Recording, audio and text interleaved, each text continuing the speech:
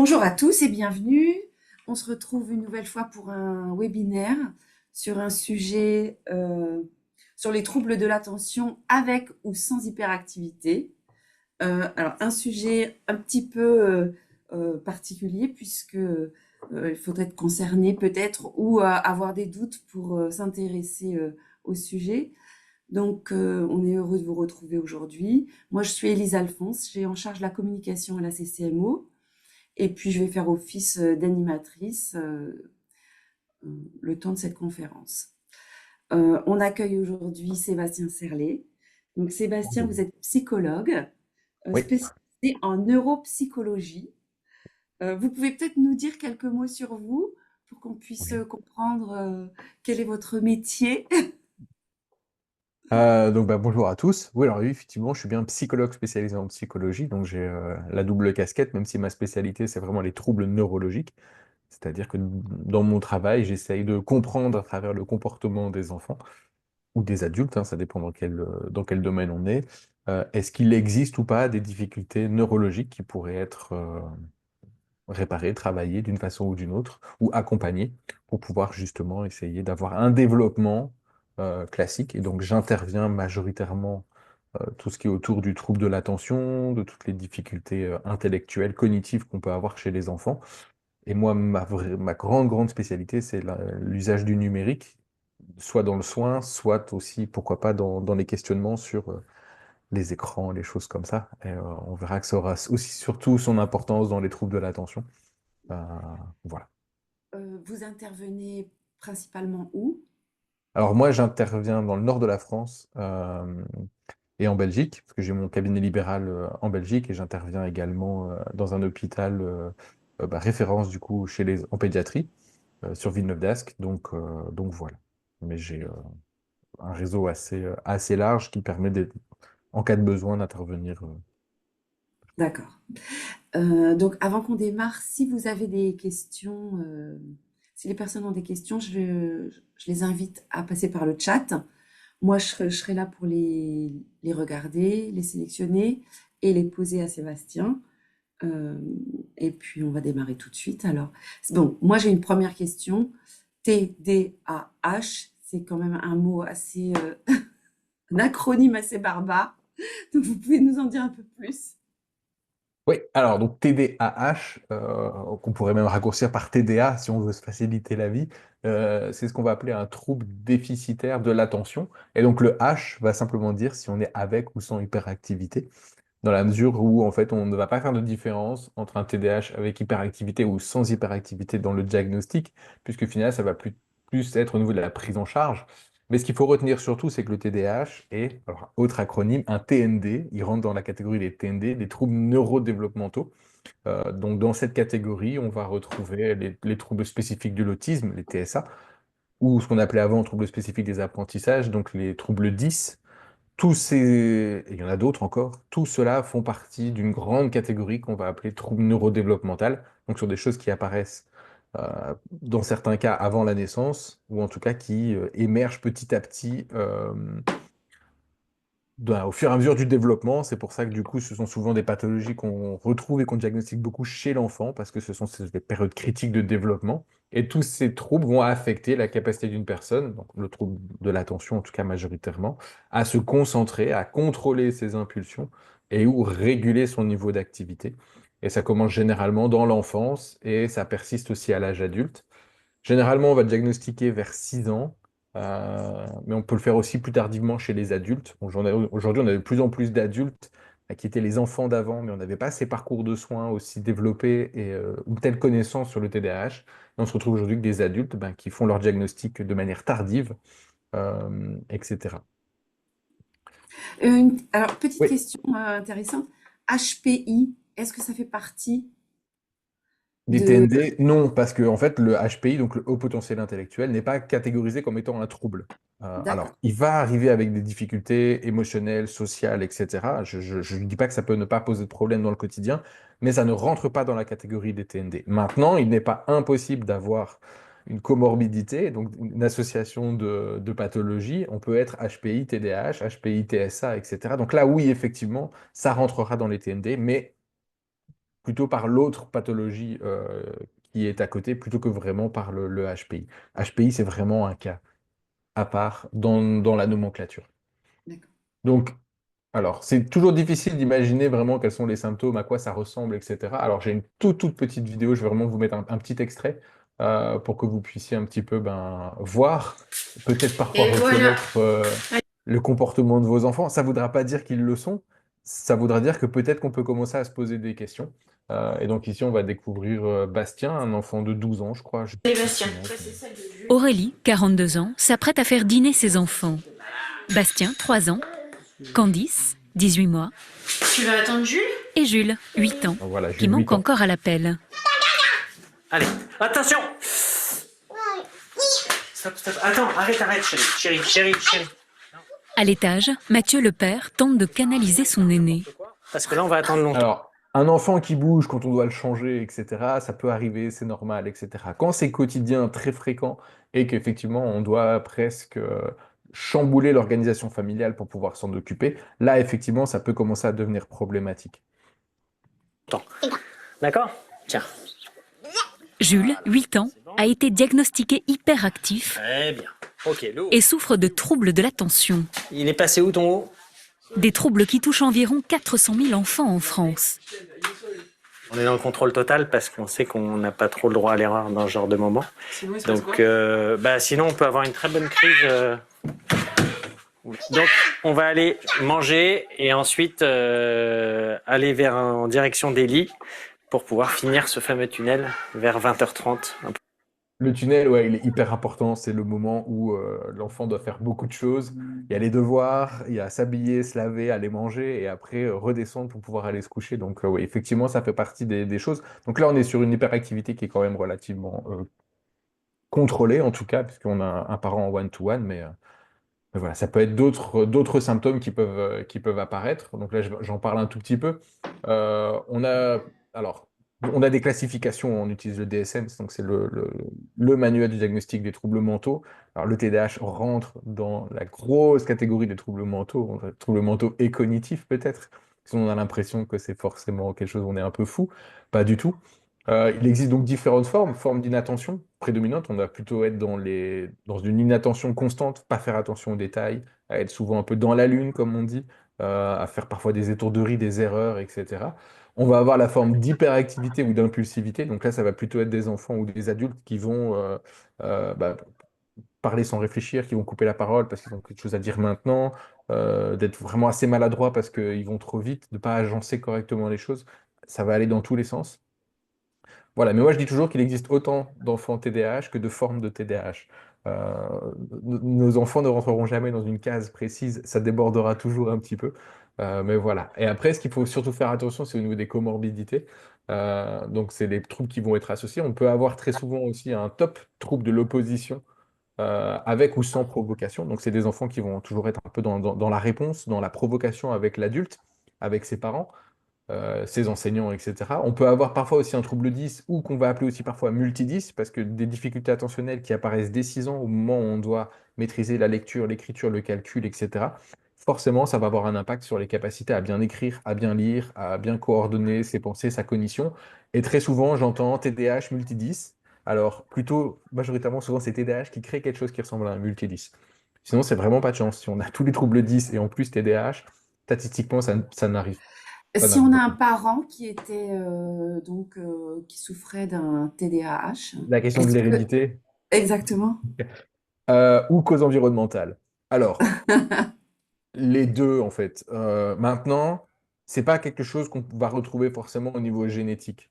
C'est pas aussi clair que je suis blond, mon enfant est blond. C'est pas aussi simple que ça. Alors, on a observé effectivement dans le génome des familiarités au niveau du TDAH, mais pas suffisamment pour expliquer vraiment le caractère héréditaire. Maintenant, si on le combine avec le caractère environnemental, oui, là, forcément, on va se retrouver avec des fratries complètes qui peuvent avoir un trouble de l'attention. Et puis très souvent, on se rend compte en discutant avec les parents que, ben, en fait, le parent, il dit, bah, moi, j'étais un peu comme ça. Mes parents disent, bah, c'est exactement toi au même âge. Donc, ouais, c'est pas rare d'avoir un parent TDAH et des enfants TDAH. Mais de là à dire que parce que j'ai le TDAH, je le refile, entre guillemets, à mes enfants, non, pas du tout. On peut très bien avoir deux parents TDAH qui ont des enfants qui vont pas avoir de TDAH, et des fois deux parents qui n'ont pas de TDAH et qui vont avoir des enfants TDAH. C'est une loterie sur laquelle on n'a aujourd'hui aucun pouvoir de prédiction. Donc, euh, donc voilà.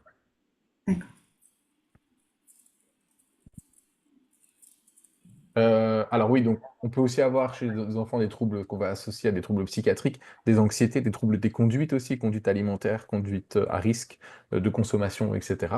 Bon, pour plus tard, hein, pour des ados ou des adultes, on peut arriver sur des risques, sur des risques. Je dis pas que TDAH égale trouble des conduites, on a juste un risque plus élevé au niveau des conduites. Alors, pour faire un diagnostic, il faut déjà considérer que l'enfant a une intelligence normale. Si l'enfant a une intelligence inférieure, bah forcément, ça va être difficile pour lui de suivre en classe parce que ben, l'école est calquée sur un modèle d'intelligence spécifique. Et donc, forcément, si on n'a pas ces critères-là, c'est plus difficile de le faire. Et à l'inverse, si on a un HPI, on peut se retrouver aussi en difficulté attentionnelle parce qu'on va avoir du mal à se concentrer parce que ce qu'on fait n'est pas stimulant ou n'est pas captivant pour l'enfant. Mais voilà, ça, encore une fois, ça reste du cas par cas. En tout cas, dans le diagnostic, on doit pouvoir définir quelque part une intelligence normale. On doit pouvoir aussi montrer des difficultés de concentration à l'école, à la maison et aussi en dehors. C'est-à-dire que si l'enfant, à l'école, ça se passe super bien, mais à la maison, c'est difficile, ce ne sera pas un trouble de l'attention. Ce sera peut-être autre chose, mais ce ne sera pas un trouble de l'attention ou inversement. Difficile à l'école, mais à la maison, ça va, c'est carré. Bah, dans ce cas, on ne parlera pas non plus de trouble de l'attention. Le trouble de l'attention va vraiment toucher toutes les sphères de la vie de l'enfant. C'est-à-dire que même s'il va au foot le mercredi, on doit pouvoir voir ce comportement aussi de trouble de l'attention. Enfin ça doit, pas forcément, mais ça peut impacter les résultats scolaires. Après, il y a des enfants qui vont réussir à compenser. Et donc, souvent, on va les voir plutôt tardivement. Mais voilà, en tout cas, si vos enfants ont aussi des difficultés scolaires liées à un trouble de la concentration et sans trouble de l'intelligence, on va pouvoir commencer à se poser des questions. Et surtout, le plus important, ça va être les problématiques de comportement. À savoir un enfant qui va, quand vous allez lui demander d'aller faire quelque chose, il va y aller et entre deux, il va oublier ce qu'il était en train de faire. Si effectivement, vous voyez qu'il a vraiment du mal à rester assis, concentré, même sur quelque chose qu'il aime faire, que quand il regarde la télé, ça lui dire que 5 minutes après, il va faire autre chose et puis il revient, etc. Ou alors qu'il reste vraiment hyper focus dans une tâche et qu'il n'arrive pas à se décrocher. Il y a des enfants qui vont faire des puzzles ou des Lego pendant des heures, des heures, des heures, des heures, et ils vont être incapables de switcher d'activité, en fait. Ils vont rester bloqués. Ça aussi, ça fait partie des signes qu'on doit faire attention.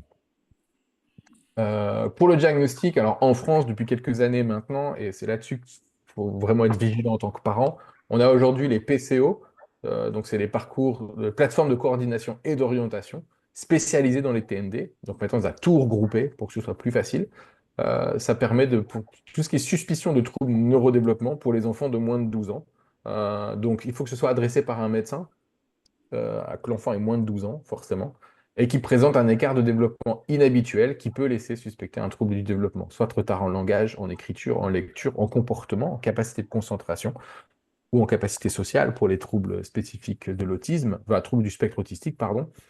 En tout cas, ça permet de commencer un début de parcours de soins, même si on n'a pas de diagnostic, même si on n'a pas encore les droits, MDPH, etc. Ces plateformes vont vous permettre justement d'adapter en fonction de vos besoins et de vos possibilités. Et ce sont des PCO qui sont sectorisés. Si je prends le Nord, juste le Nord, il y a 4 PCO.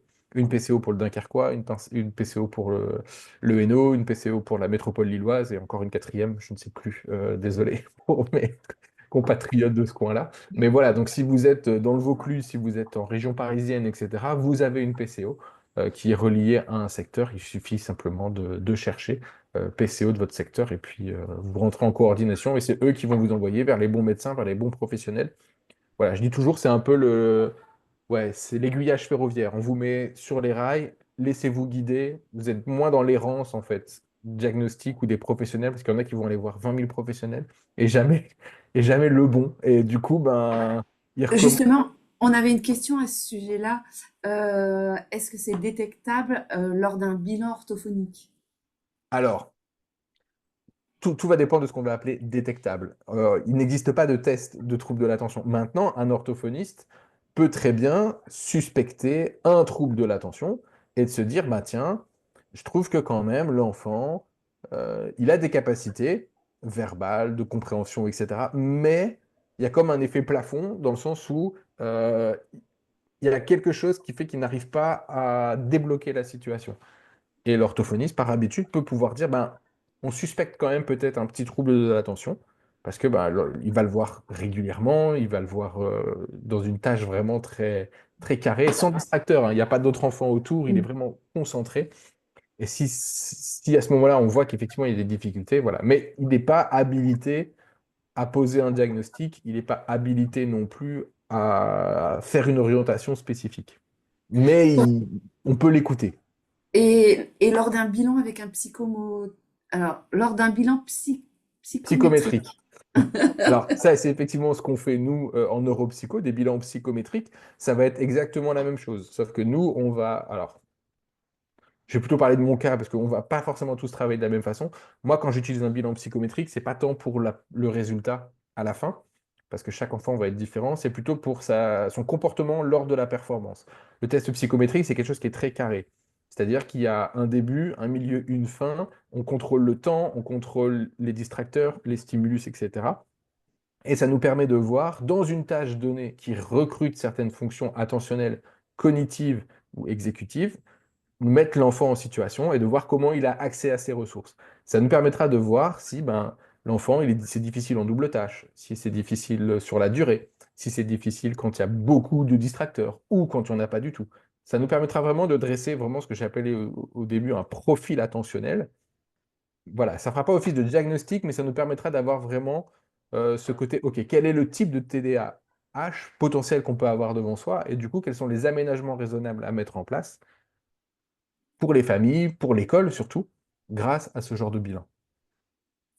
Alors, Aurore, vous venez de poser une question, mais la réponse, elle a déjà été donnée puisque justement, vous expliquez. Alors, la question d'Aurore, c'était il n'existe pas de test précis sur le TDAH. Non, c'est pas, on fait pas une prise de sang et on a le résultat.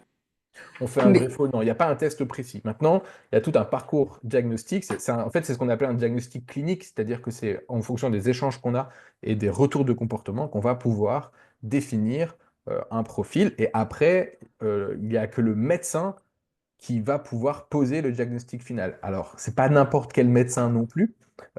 Chez l'enfant, ce sont des neuropédiatres. Donc, c'est une double spécialité, pédiatrie et neuro, ce qui en fait du coup, ben, hélas, une rareté et forcément du coup un parcours de soins très complexe parce que ben, on a tous les éléments, mais on n'a pas le rendez-vous chez le neuropédiatre parce que c'est très loin. donc, pas un neuropsychiatre, un neuropédiatre. Alors, le neuropsychiatre peut quand même intervenir maintenant. Par expérience, je trouve quand même que les neuropédiatres ont une habitude par rapport au traitement, parce qu'on en parlera à un moment donné, hein, de traitement et des prises en charge, que n'a pas forcément un neuropsychiatre. Maintenant, on a des neuropsychiatres qui sont très bien formés aussi à ces choses-là. Les médecins sont de plus en plus formés justement à ces choses-là. Donc, le neuropsychiatre peut quand même poser le diagnostic, mais par habitude, par, euh, par bon sens pour nous au niveau neuro, c'est souvent plutôt un neuropédiatre. Parce que le neuropsychiatre, ça peut être chez l'adulte. Après, encore une fois, tout dépend. Adulte ou enfant. Chez l'adulte, le psychiatre peut poser le diagnostic, le neuropsychiatre aussi, mais chez l'enfant, le mieux, c'est Donc, neuropédiatre. je suis parent d'un enfant, j'ai des doutes. Ouais. J'ai des doutes. Je fais quoi? Alors déjà, je fais une petite réunion avec l'école, parce que ça me permettra d'avoir l'ensemble euh,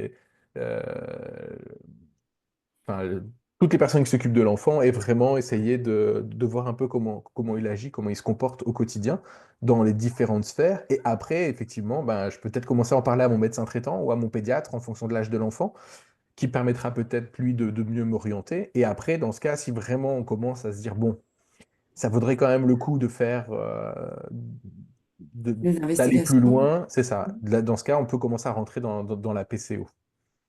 Dans la PCO, ou alors, par chance, on a la possibilité d'avoir dans son secteur un neuropédiatre. Mais voilà, je conseille quand même d'avoir le rendez-vous chez le neuropédiatre. Et une fois que vous avez le rendez-vous chez le neuropédiatre, avant d'aller au rendez-vous, c'est d'obtenir un rendez-vous chez un neuropsy, histoire d'avoir un bilan psychométrique complet chez l'enfant pour faciliter. Parce que des fois, les parents arrivent et les neuropédiatres disent: Ah, vous n'avez pas de bilan? Ben, moi, je ne sais rien faire sans bilan. Et du coup, on est reparti. Et non.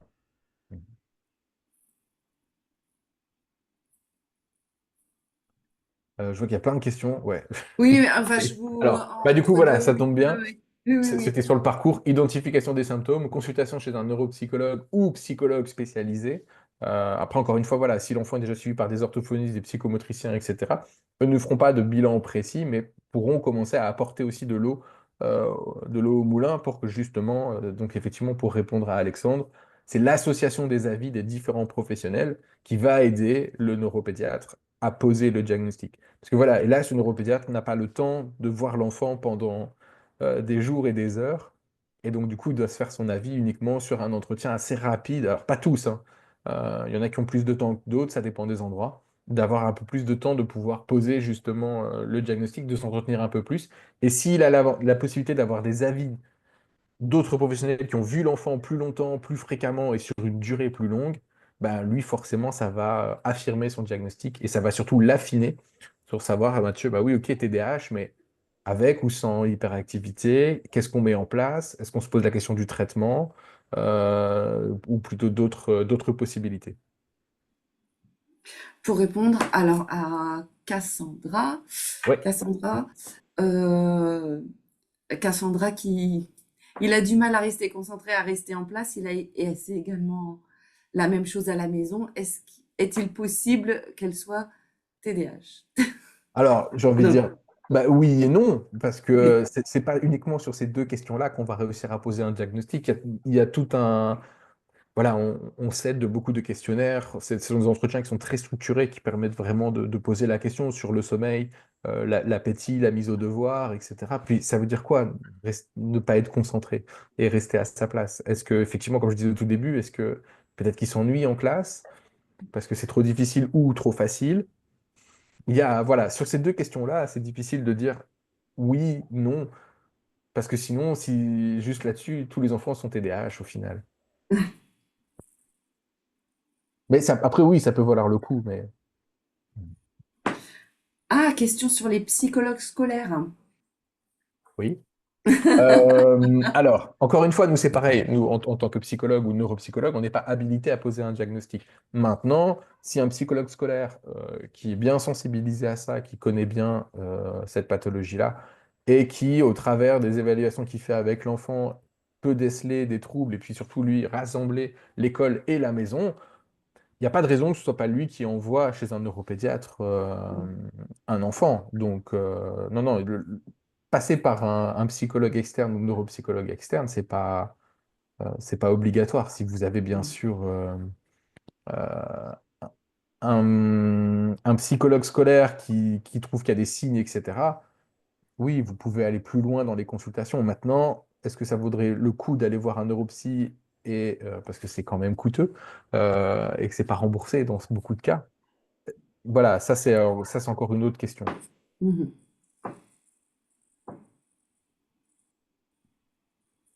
Donc voilà, comme je disais, hein, ça permet de reprendre un peu toutes les questions qui ont été posées. Il Oui. n'existe aucun test qui vous dira votre enfant ou vous-même êtes TDAH. Voilà, donc je disais, c'est pas une prise de sang. Voilà, c'est toute une multitude, toute une analyse clinique. Donc on va baser sur des questionnaires. J'ai mis des exemples qu'on utilise, hein, donc, parfois, si vous allez voir des neuropsychologues ou des psychologues, ils vont vous donner des questionnaires, vous et aux enseignants, que vous allez devoir répondre, comme par exemple les batteries de Connors. Vous avez aussi la brief. Après, vous en avez d'autres. Je ne vais pas tous les mettre. Parce que le but, c'est pas d'aller les chercher et de checker, parce que ça demande à un professionnel d'être lu par un pro. Ce sont des échelles comportementales, famille et école. Et après, on va avoir des évaluations psychométriques. Alors, c'est pas systématique, hein. La WISC, pour écarter un retard mental ou difficulté intellectuelle, voire au potentiel, elle n'est pas obligatoire. Ça peut être un plus. Si on l'a, c'est tant mieux. Si on ne l'a pas, c'est pas grave. Euh, Moi, je ne la fais pas passer systématiquement parce que j'estime que c'est perdre parfois pas mal de temps. Et puis, c'est quand même encore une fois assez coûteux. Et voilà, du coup, c'est pas quelque chose que je mets systématiquement. Après, il y en a qui vont utiliser par exemple la Teach ou la Kitap, ce sont des outils assez anciens, mais qui sont efficaces en tout cas pour avoir des retours scolaires qui permettront de voir comment l'enfant se débrouille dans une situation donnée. Donc voilà, moi, en tout cas, à titre personnel, toutes les questions dans les questionnaires, je les glisse dans mes anamnèses. Et après, tout le reste, ça va me servir de mise en situation pour pratiquer une observation comportementale. Moi, généralement, alors il y a des enfants, je vais le voir au bout de 5 minutes, qu'effectivement, c'est difficile pour eux de rester en place. Il y en a qui ont besoin d'être un peu plus à l'aise. et d'avoir plusieurs séances. Et c'est là, au bout d'un moment, bah, voilà, ça explose et on le voit dans leur comportement. Sinon, voilà. Donc, il n'y a vraiment pas de test précis, mais voilà. Alors, les QR, pardon, les questionnaires, c'est ma faute. QR égale questionnaire.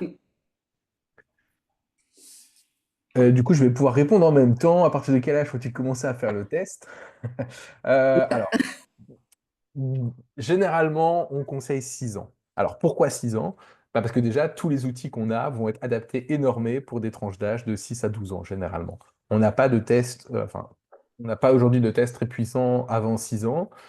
Et c'est surtout le début des classes préparatoires. Être assis, écouter, attentif. Généralement, avant 6 ans, on est encore à l'école maternelle, on peut encore bouger, on joue, on chante, Oui. etc. Donc, l'enfant, c'est autre chose encore pour lui. On n'est pas dans cette obligation de 8h30 à 11h30. Il faut vraiment rester focus.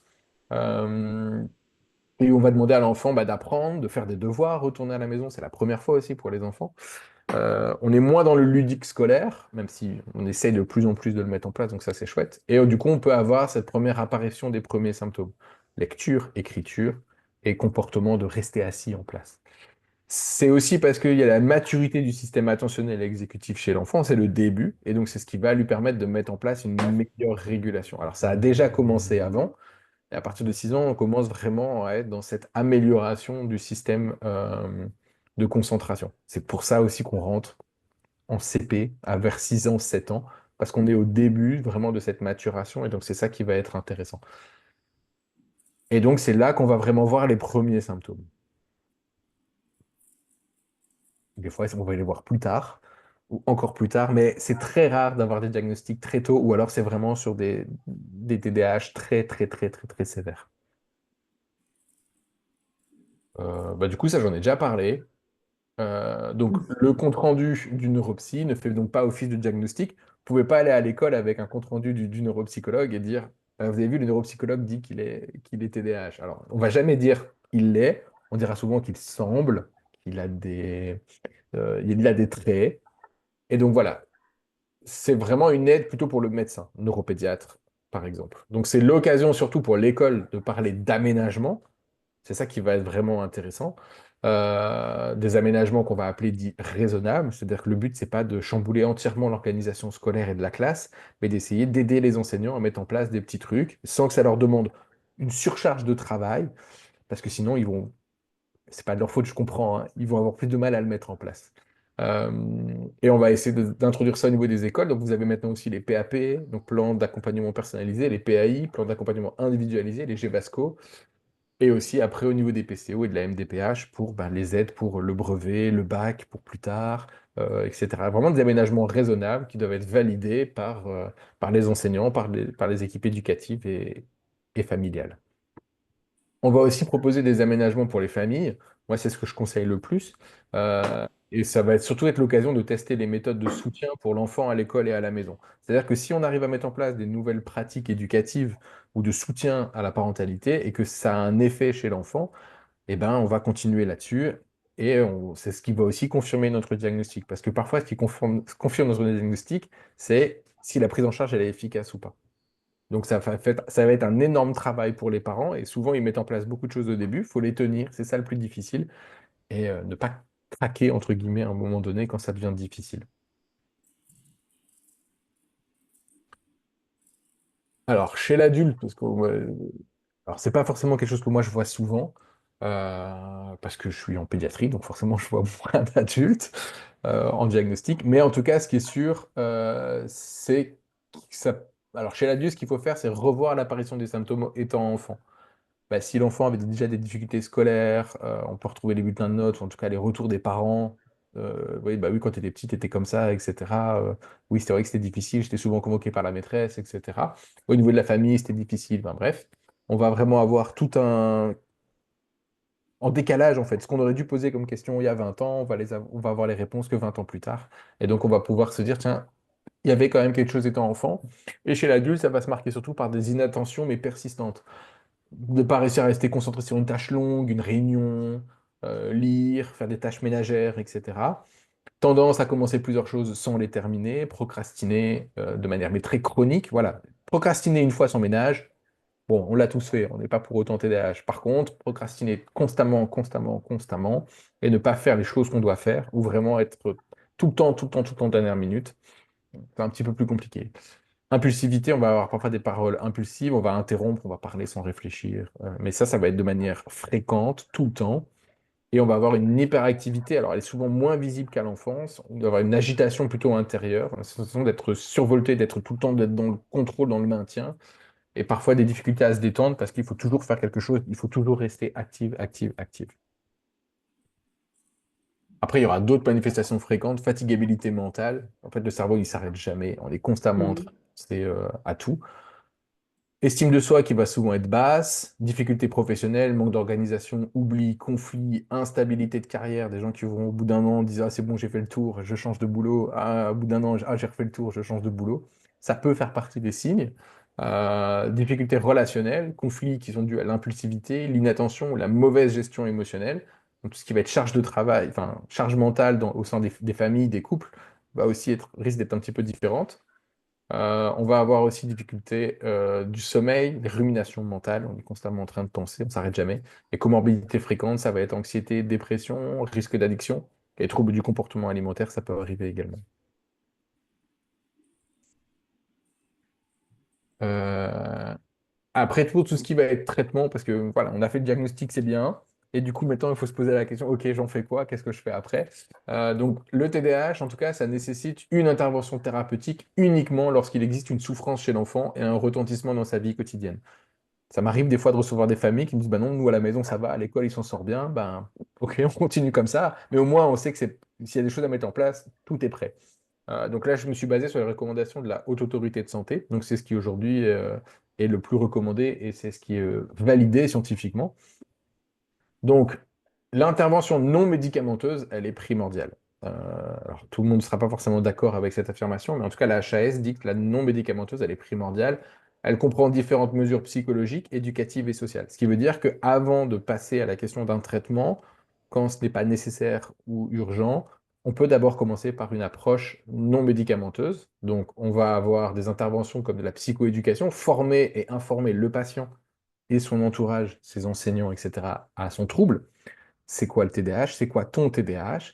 Et on va avoir aussi ce qu'on va appeler les PEHP, programmes d'entraînement aux habilités parentales. Alors, ces programmes ne disent pas que vous êtes des mauvais parents et que du coup, c'est de votre faute si votre enfant a un trouble de l'attention. Non. Ça dit qu'un enfant a besoin spécifique, parentalité et éducation spécifique. C'est pas le truc un peu classique, genre, ah ben, si t'es pas sage, je te punis. Ah ok, d'accord, du coup, je reste calme, etc. Non. Une autre manière de faire. Ces enfants-là ont besoin vraiment d'une éducation spécifique. Et donc, du coup, on va former les parents à avoir ce type d'éducation avec des renforcements spécifiques. Dans certains cas, on peut voir apparaître des thérapies comportementales, cognitives et émotionnelles. On va pouvoir jouer aussi sur la gestion de l'émotion de l'enfant, de son impulsivité, d'être capable aussi de mettre en place de nouvelles stratégies de compensation pour que l'enfant se sente beaucoup mieux au niveau émotionnel et surtout au niveau comportemental. Et donc, du coup, ça va rentrer dans un cercle vertueux au niveau de la famille et de la scolarité et ça s'en sortira et ça s'en ressentira vraiment sur tout au long du parcours de l'enfant. Et le PEH, concrètement, PEHP, Oui, pardon, oui. ouais, c'est PEHP. des Et ça stages. fonctionne. C'est des stages, d'accord. C'est C'est des des stages, stages pas où des on interventions se à retrouve domicile. entre parents qui ont les mêmes problématiques. Donc du coup, ça permet aussi, du coup, déjà, on n'est pas dans le jugement parce que ben, ça permet de dire, OK, bon, je suis pas le seul dans ce cas-là. Effectivement, c'est des stages, je pense qu'en fonction, ça doit être 7 à 8 semaines, donc à raison fois par semaine. Idéalement, les deux parents. C'est toujours plus difficile parce que, ben, cours compliqué, mais il faut qu'il y en ait toujours un qui suive vraiment le truc. Euh, donc voilà. D'accord. Ça fait vraiment partie des prises en charge qui sont privilégiées. Alors, ça a été beaucoup la mode pendant un moment. Alors, ça l'est toujours dans les prises en charge. Mais maintenant, effectivement, c'est assez difficile d'organiser des groupes. Donc, c'est pas rare que ce soit difficile de trouver des professionnels. Alors, qui sont formés, vous allez en trouver. Mais qui pratiquent encore les groupes, ça, c'est encore autre chose. Je sais que, par exemple, un hôpital sur Paris de la PHP propose justement des groupes en visio parce que c'est beaucoup plus facile que de faire Mm, venir tout le monde à mm, une heure raisonnable sans que ça crée de difficultés. Et souvent, le frein, c'est ça. C'est, oula, je vais devoir faire autant de temps de route pour pouvoir être à un endroit. 8 fois d'affilée, ça peut être assez lourd. Donc, Oui. il peut y avoir des aménagements. Euh, donc là, ici, je vous ai mis un exemple. Vous avez la carte des professionnels qui sont formés. Donc, c'est ce qu'on appelle des programmes Barclay, qui sont dans les PEHP. Vous en avez d'autres qui rentrent, mais souvent, c'est programme Barclay, Barkley. Et voilà. Mais de toute façon, moi, si jamais la présentation elle reste disponible, si les gens en ont besoin, il n'y aura pas de problème. Il y a une question sur la prise en charge médicamenteuse. La Ouais, c'est Ritalin. dans 2 diapos si vous voulez. Bon, ben c'est bon. Ok, très bien. Allez. Parfait. Parfait. Donc, dans les prises en charge non médicamenteuses à privilégier, c'est surtout intégrer l'école à l'accompagnement. La mise en place d'un accompagnement scolaire et pédagogique, ça va être primordial et être en lien avec l'établissement scolaire de l'enfant, c'est aussi essentiel. Déjà, ça montre la bonne volonté familiale de vouloir faire avancer les choses. Et pour les enseignants, c'est aussi, voilà, ça montre que c'est pas un problème d'éducation, comme on peut parfois souvent l'entendre. Non, un trouble de l'attention n'est pas un problème d'éducation. C'est un trouble auquel on n'y peut rien. Et on peut trouver effectivement des aménagements pédagogiques qui peuvent s'adapter à chaque enfant et qui sont souvent très utiles à l'accompagnement.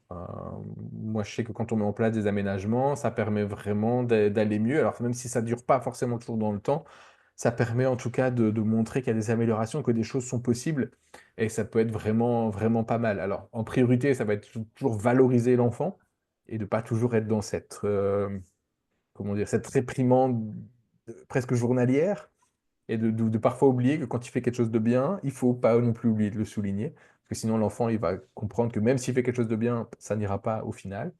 On peut faire aussi, on peut lui donner des missions à l'école, surtout si les enfants aiment bouger, distribuer les feuilles ramassées, etc. Même si c'est tout le temps le même, c'est pas grave, ça lui permettra quand même de bouger. Ce que je déteste faire, c'est quand je demande à avoir plus de temps pour les contrôles, par exemple, ou les exercices, souvent, il y a des enseignants qui ont tendance à marger sur la récréation, surtout pas. On garde la récréation pour les enfants. À la limite, on retire une consigne ou un exercice dans la totalité des exercices qui lui laissera, dans le même temps, moins de choses à faire. Euh, Et donc voilà, on explique tout ça, les troubles auprès de l'équipe éducative. Moi, une fois par an, en libéral, les enseignants des villages aux alentours viennent et on prend une soirée où on reparle un petit peu de tout ça. Et effectivement, on met bien en place les choses. C'est un diagnostic clinique, c'est un problème médical et qu'on a des suivis qui peuvent se mettre en place et que ils ont des choses aussi à faire, à jouer, ils ont un rôle à jouer et que ça va être hyper important pour eux d'être bien formés et accompagnés aux troubles. Le traitement. Alors, je ne vais pas parler forcément de... Alors, vous allez entendre Ritaline, Rilatine pour les Oui, Belges, oui, voilà, oui. Ça, c'est ok. Quasi, Ouais. Medikinect. Ce sont des noms commerciaux. Le principe actif, c'est le méthylphénidate. Donc pareil, hein, je ne suis pas médecin, même si j'ai fait un peu de pharma, je suis pas médecin, je ne suis pas habilité à donner un traitement, je ne suis pas habilité non plus à vous dire si c'est bon pour votre enfant, si c'est pas bon. Moi, je vais simplement vous donner des faits, tout simplement. Donc, et ce qui est les recommandations de la HAS. Le méthylphénidate est un stimulant, ce qu'on appelle un psychostimulant du système nerveux central. Il est à ce jour le seul traitement disponible en pharmacie pour les personnes TDAH. Il limite ou inhibe la recapture de la dopamine, ce qui permet à l'enfant d'attendre une récompense immédiate. Donc la dopamine au niveau cérébral, c'est l'hormone de la récompense. Le problème des enfants TDAH, c'est qu'ils ont un besoin en dopamine hyper important et ne savent pas attendre pour une récompense. Si vous dites à votre enfant, si tu es sage, dans 1 heure, tu auras, non, ça, c'est pas possible. Dans 1 heure, il est en trop. Les enfants TDAH, alors je grossis le trait volontairement, mais ils vont avoir ce besoin d'avoir une récompense tout de suite. L'exercice, il doit être fait maintenant, je ne peux pas attendre une demi-heure. Ça, c'est pas possible. Et donc, du coup, le méthylphénidate permet justement de mieux réguler l'activité hormonale, donc chimique et électrique, du coup, du cerveau, ce qui permet aux enfants avec hyperactivité de redescendre un tout petit peu, et aux enfants qui sont plutôt alors pas en hyperactivité, mais en inattention, d'être un peu plus boostés à ce niveau-là. Donc, le but, c'est simplement de mettre en place un traitement pour que votre enfant puisse avoir le comportement adéquat au niveau cérébral, celui qu'il aurait eu s'il n'avait pas eu de TDAH. Ça ne change rien à sa personnalité, ça ne change rien à son intelligence, c'est juste qu'il a la capacité maintenant de se concentrer davantage à ce niveau-là. Il y a quand même des précautions, parce qu'il faut quand même en parler. C'est des précautions cardiaques, parce que ça reste un stimulant, donc il faut. Mais souvent, les enfants, les enfants TDAH, ils passent d'abord un électrocardiogramme pour s'assurer qu'il n'y a pas de problématique. Il n'y a pas de dépendance au traitement. C'est un médicament on-off. Vous le prenez, il fonctionne. Vous ne le prenez pas, il ne fonctionne pas. Et on ne peut pas en être dépendant. Voilà. Donc ça fait partie des choses à ce niveau-là. Après, vous pouvez utiliser tout ce qui est suivi, donc soit avec le médecin, de toute façon, ce sera d'office, ou alors d'autres interventions thérapeutiques pour les comorbidités ou la diminution des symptômes. Alors, l'orthophoniste pour améliorer le langage quand le langage est atteint au niveau attentionnel, le psychologue quand l'enfant ne se sent pas bien, parce qu'il a enchaîné pas mal de choses, il en prend plein la tronche, alors qu'il n'a rien demandé, il n'a rien fait, c'est pas de sa faute. Le psychomotricien aussi, ça peut être pour avoir une approche un peu plus relationnelle, recentrée sur le corps, etc. Les émotions, ça peut être pas mal. Ou au niveau neuropsy aussi, pour améliorer les capacités attentionnelles, exécutives, à ce niveau-là, amnésiques, et diminuer les symptômes comorbides. Donc, on ne va pas soigner le TDAH, ça c'est sûr. Par contre, on peut diminuer les symptômes. Donc, il y a d'autres alternatives et aussi des fausses promesses. J'ai vu passer gomme. J'avais une Ah question ouais, sur les gommes. Ouais, alors, pour le sommeil, oui, effectivement, l'enfant a besoin d'une bonne hygiène de vie, sommeil, alimentation, sport, etc. Même sans TDAH, on a besoin de ça. Alors, les gommes vont améliorer peut-être la qualité du sommeil, ce qui du coup aura un impact sur les symptômes. Mais c'est pas ça en soi qui soigne, qui diminue les symptômes. C'est juste qu'on améliore une hygiène de vie, une qualité de vie, ce qui donc du coup aura un impact sur les symptômes. Mais le TDAH sera toujours présent. Donc, on utilise de plus en plus maintenant le neurofeedback. Alors, ce n'est pas forcément quelque chose qui est encore très répandu, ce n'est pas encore dans les recommandations de la HAS. Peut-être que ça le sera un jour, mais en tout cas, voilà, on voit des choses apparaître là-dessus. Je réinsiste, alimentation, sommeil et hygiène de vie. Et on peut avoir aussi aujourd'hui de plus en plus de jeux ou d'applications numériques qui vont permettre aux enfants de mieux appréhender, de mieux traiter leur traitement. Euh, tout ce qui est fausse promesse, désolé, mais le safran, non, ça n'a jamais montré une véritable efficacité sur les symptômes. Alors, à titre individuel, ça peut fonctionner. C'est-à-dire qu'il y a des enfants qui vont y répondre. Ils peuvent y répondre. C'est pas impossible d'y répondre. Maintenant, statistiquement, il y a plus forte chance que votre enfant n'y réponde pas et qu'il n'y réponde. Maintenant, j'ai envie de dire, ça reste que des gommes de safran, hein. Vous pouvez en commander, en prendre et vous voyez, si ça fonctionne, c'est tant mieux. Si ça fonctionne pas, ben, c'est pas surprenant.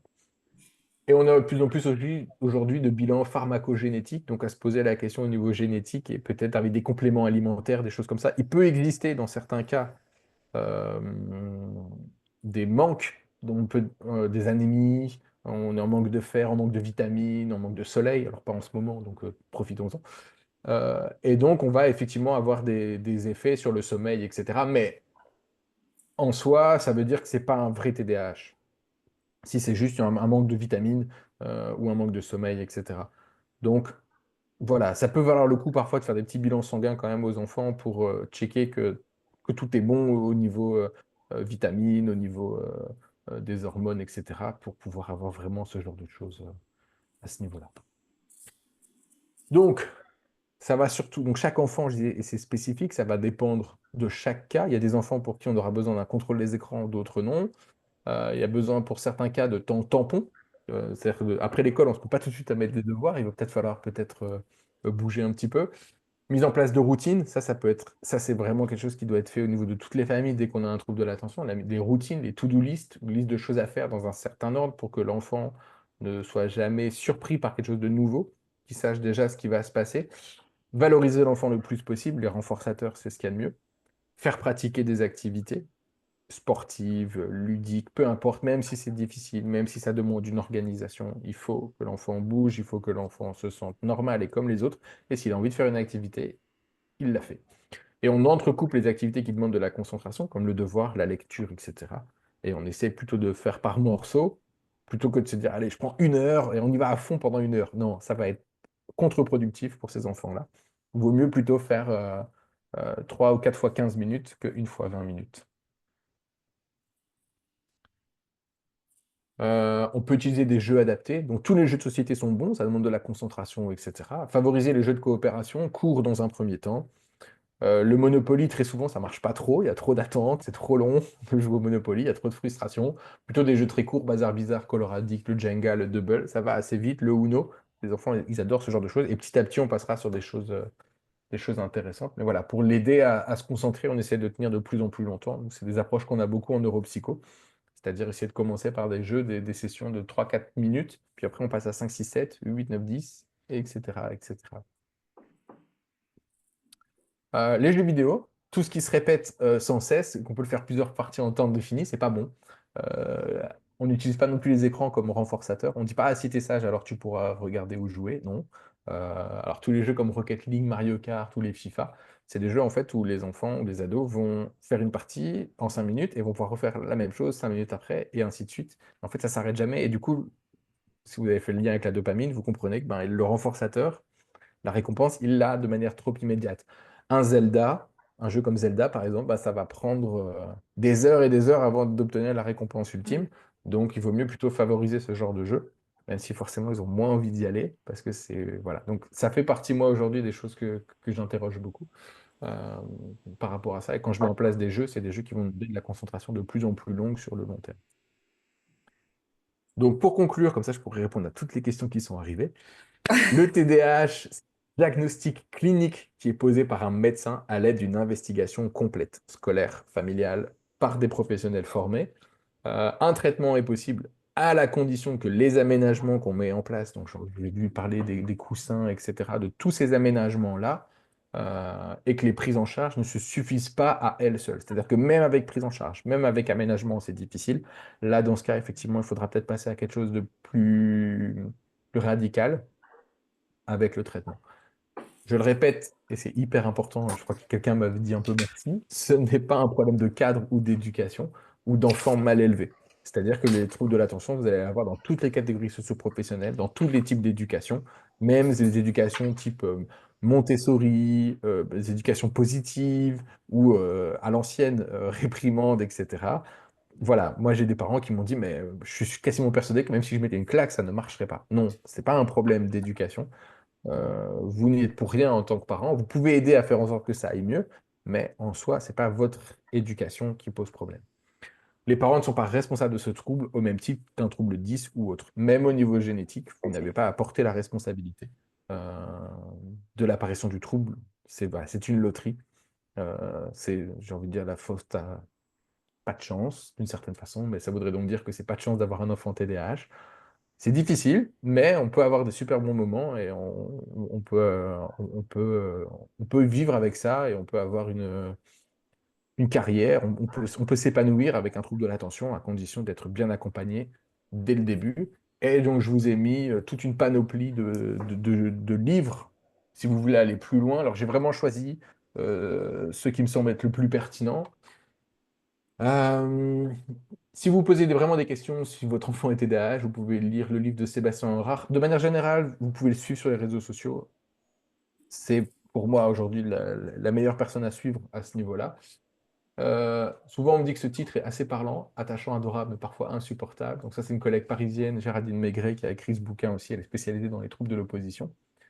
Et ça permet de pouvoir un peu mieux gérer les problèmes de comportement de l'enfant. Alors, vient de sortir celui-là, mais c'est peut-être plus pour les professionnels.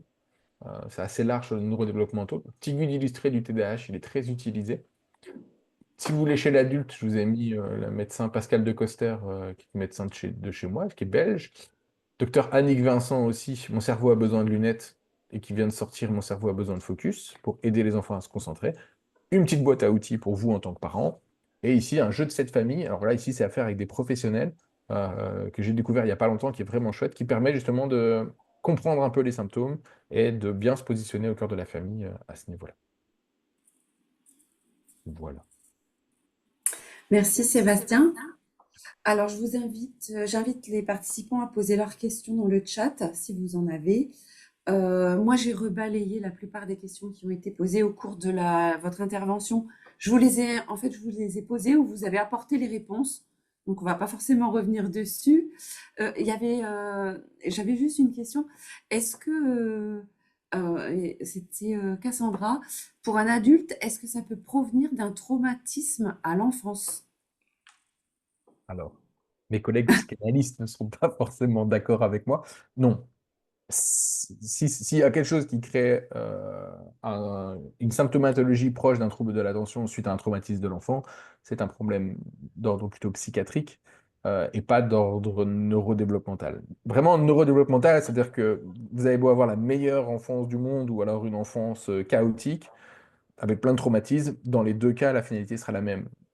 Le trouble apparaîtra, il est là, il est présent, il n'est pas provoqué par quelque chose. S'il est provoqué par quelque chose, c'est-à-dire qu'il faut c'est pas au niveau cérébral le problème, il n'est pas neurologique, il est psychologique. Et donc, dans ce cas, c'est une autre approche. Donc, ça va être psychanalyste, psychiatre, psychologue pour justement vous aider à surmonter ce traumatisme. Dans les ouvrages que vous avez proposés, est-ce qu'il existe des ouvrages pour les enfants, pour leur expliquer de quoi ils souffrent, entre guillemets? Ouais.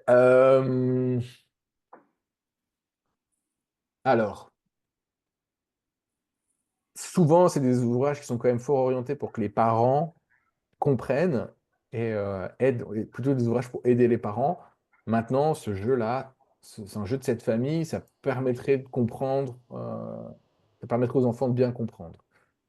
Euh, c'est vrai que j'ai pas pensé une petite bande dessinée ou un petit livre, ah, je suis TDAH, etc. Ou généralement les petits docs.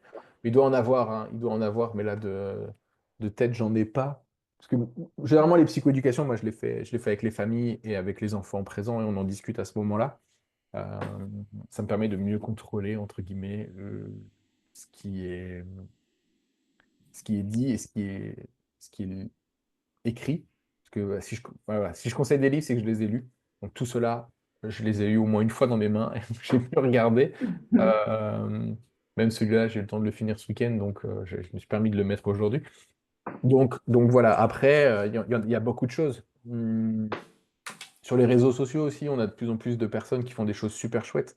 Là, pareil, j'ai pas encore assez de recul d'ados Oui, qui parlent de leur TDAH ou d'adultes, mais voilà.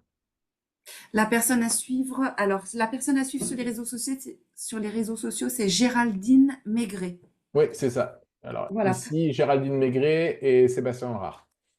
voilà, les deux personnes à C'est suivre deux sur les réseaux. professionnels, deux psychologues spécialisés en neuropsycho qui sont, qui font un travail très sérieux et voilà, qui ont un travail aussi de vulgarisation, donc très axé aussi pour les non-professionnels. Autre question, Marie. Marie, est-ce que la Ritaline peut avoir des effets secondaires très néfastes? Peut-on essayer la Ritaline sans risque? Souvent, on fait un test d'un mois pour voir un peu ce qu'il en est. Alors, des effets néfastes, oui, au niveau cardiaque, mais généralement, c'est contrôlé en amont. C'est possible. Alors après, comme tout médicament, la liste des effets secondaires est longue parce qu'elle permet forcément aux entreprises pharmaceutiques de se protéger, mais ça fait partie du jeu. Tout le monde n'en aura pas forcément. On peut avoir, oui, bah, des cas classiques, hein, des céphalées, des difficultés d'endormissement ou une somnolence ou une certaine... parfois, la régulation de l'appétit aussi est peut-être un peu compliquée. Donc ça demande un accompagnement, bien évidemment, et généralement, ouais. Donc chez nous à l'hôpital, on fait le suivi, on essaie de bien faire le suivi, mais des effets secondaires vraiment néfastes, j'ai- ça peut arriver, mais dans ce cas, la statistique, elle va vraiment être très, très, très, très, très, très faible. Voilà.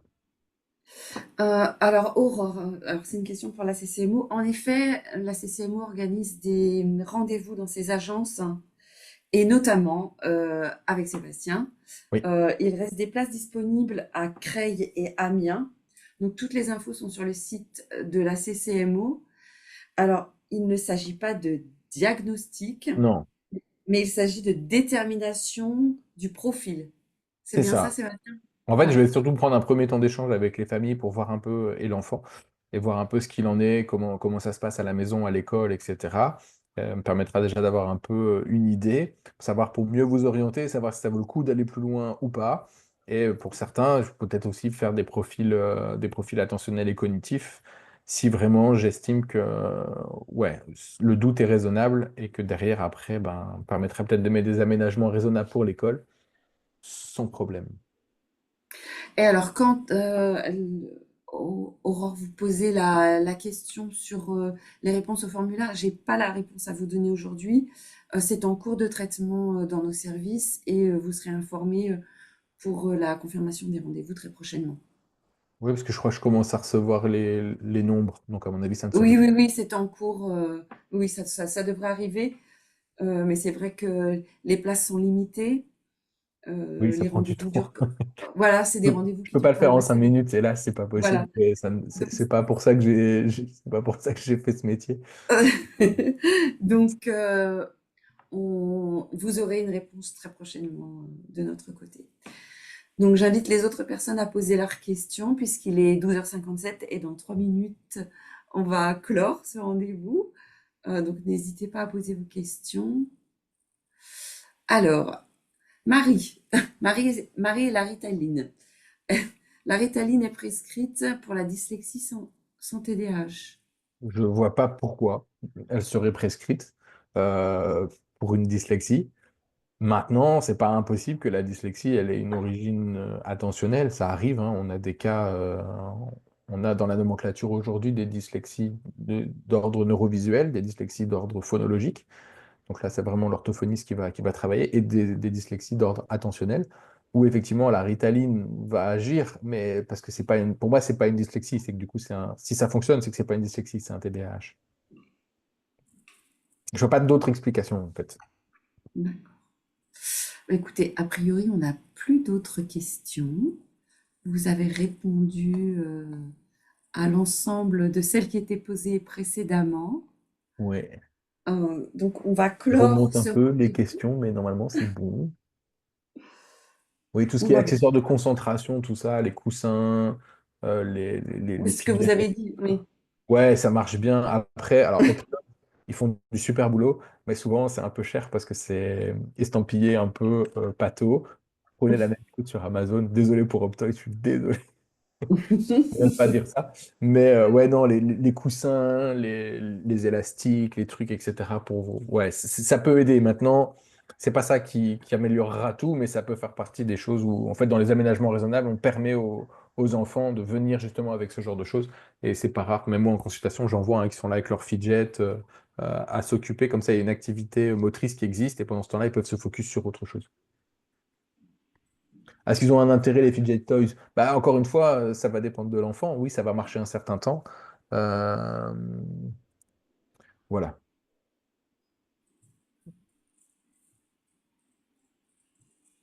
Alors, Alexandre a posté un document. Qu'est-ce que j'en pense? Là. Euh, Ah, je le vois, ça y est. Tac, tac. Questionnaire abrégé de Connors. Et c'est quoi la question? Alors, je me peux imaginer remis par le médecin généraliste. Ça peut aider et ça pourrait être un bon début. Qu'en pensez-vous? Alors oui, alors le questionnaire de Connors, j'en ai parlé là quelque part, je ne sais plus. Ouais, voilà, ici, questionnaire de Connors. Ouais, alors le questionnaire de Connors, ici c'est une version abrégée, c'est-à-dire que ça évite d'avoir la soixantaine de questions qu'il y a en vrai dans le questionnaire de Connors. En fait, ça nous permettra simplement de faire comme un premier préavis, une sorte de. Voilà. Alors oui, il vaut mieux y répondre, clairement, en termes de fréquence, il vaut mieux y répondre, et une fois que vous avez répondu, bah, le médecin dira si ça vaut le coup d'aller plus loin et d'avoir un questionnaire plus poussé. Euh, voilà. Donc oui, oui, non, ça vaut le coup, Alexandre, vous pouvez y répondre sans problème. Je valide le questionnaire de Connors. il est 13h, on va clore. Donc, je vous remercie, Sébastien, Et de rien, merci à vous pour l'invitation. pour votre intervention. Je remercie l'ensemble des participants. Il y avait quand même beaucoup d'interactions via le chat. Alors, on vous donne, à la CCMO, on vous donne rendez-vous dès demain encore sur un webinaire, mais ce sera en rhumatologie. Et puis, je vous dis à bientôt à tous. Et encore merci, Sébastien. Pas de souci. Bel après-midi à tous. Au revoir. Au revoir.